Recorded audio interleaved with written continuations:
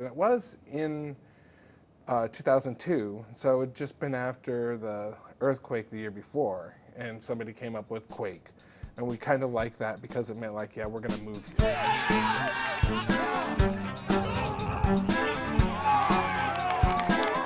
I really do like the aggression that comes with playing rugby. It's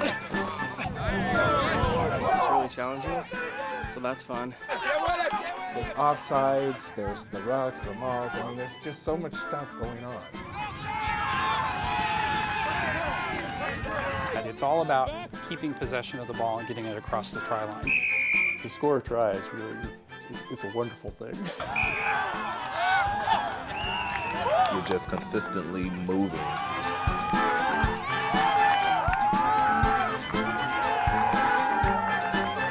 You gotta love your brothers. You gotta play rugby.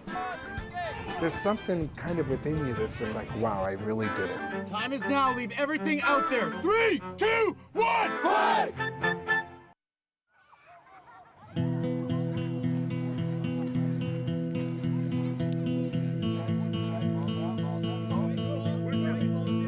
I was the commissioner for the softball league, and we got an email from a person named Derek Mickle, who at the time was the president of the San Francisco Fog.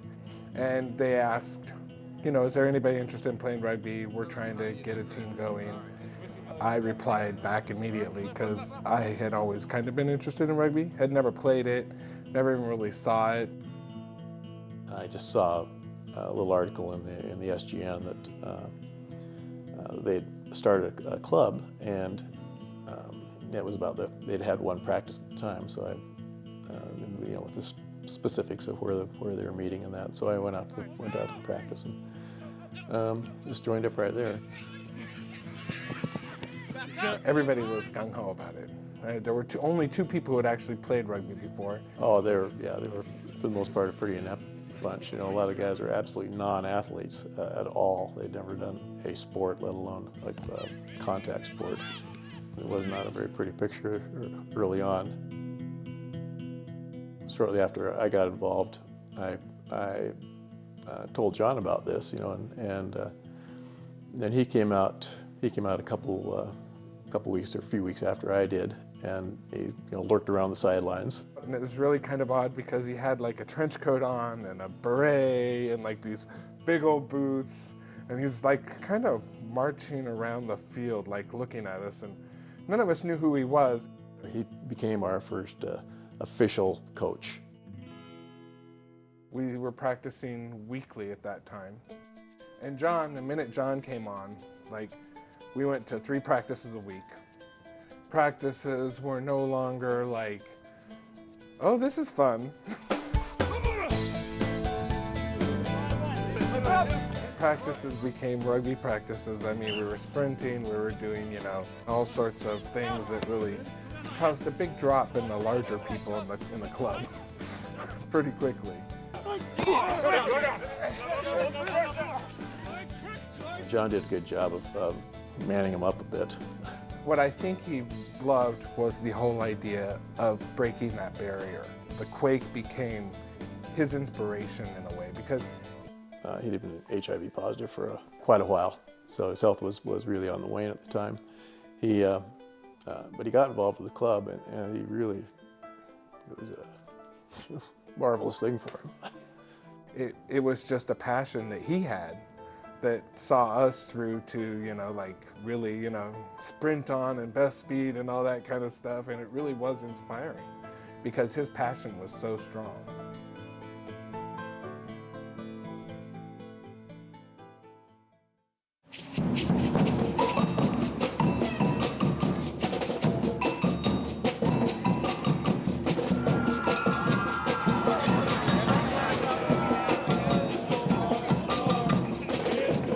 One of the biggest things that we bring to the community is an option. Quake Rugby!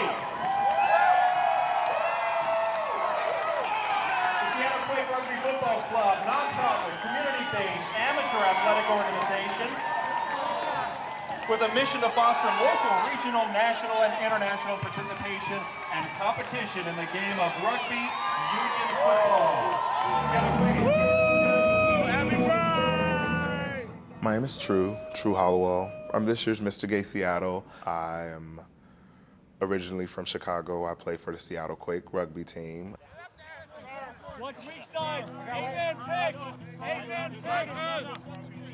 I moved to Seattle in August of 2008. I found out about the Quake when I was working as a bouncer at the Cuff Complex on Capitol Hill. All these guys just came in and they all just had on these cute little uniforms and these really, really short shorts, and I was just like, hey. On the rocks, let's get our pods in there, guys. Okay. Coach Craig walked up to me while I was, putting on people's wristbands, and he started asking me a couple questions, and he said, well, you should come in and check us out. And I'm just like, I don't know anything about rugby. I don't know what none of it is. I've never played any contact sports before. I mean, there were so many times that I would leave a game and I would be like, dude, I am not going back. I really had to continue to look inside and say, well, is this something that you really want to do? It takes a whole long time for people to get all of this in their head. Beautiful. What was great about that? Oh, perfect. Well done, well done. Whether or not you're the sportsman, or whether you have this natural ability to play it, or whether you're going to take a while to come up to speed, I think everybody's like, you know what? You're here. You're doing the best you can. What's happening is you're running like this, and you're strong enough. I'm not going down. Yeah, they're not taking you out, but you're strong enough that you're going to, all right, like a rocket. All right, babe. The biggest thing is never losing sight of the mission of being able to, provide that sort of safe space for gay, bisexual, and men of color to be able to play, but also there's the balance of being as competitive as you possibly can be. 3, 2, 1, Quake!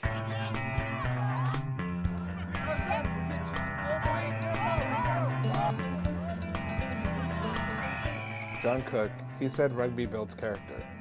And part of that is the intensity that it takes to even get on the field. My focus, and I think John Cook's focus, and Craig Kelly's, is always to make us a good rugby team, not just to be a good gay team. It's really not an education so much for the gay community, it's more for the teams we play.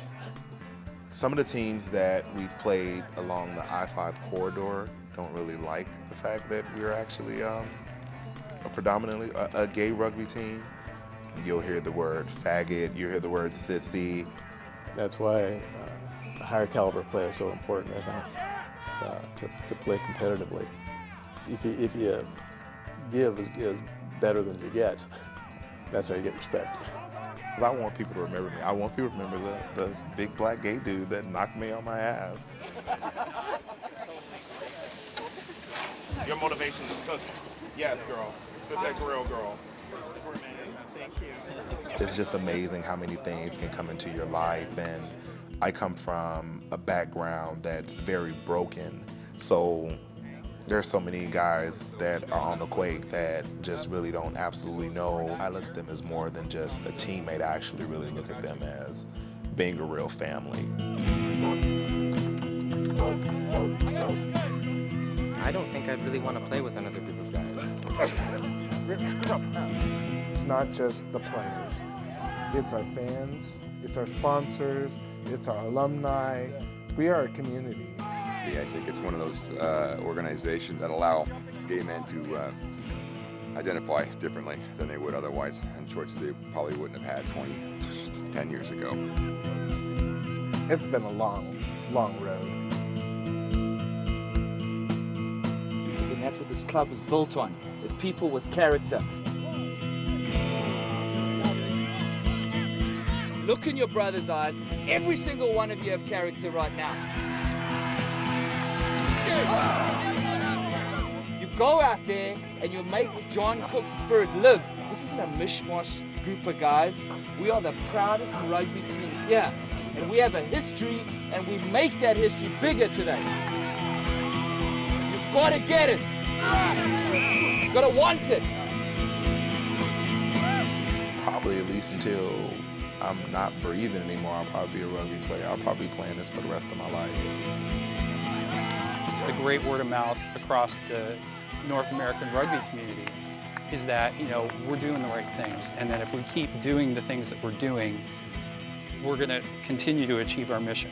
Then, everybody wins, and we change people's lives. You go out there and you play your first rugby match, and you walk off the field, you're going to feel like a different person. You're going to have this little thing inside you that says, I'm a rugby player. 3, 2, 1, Quake!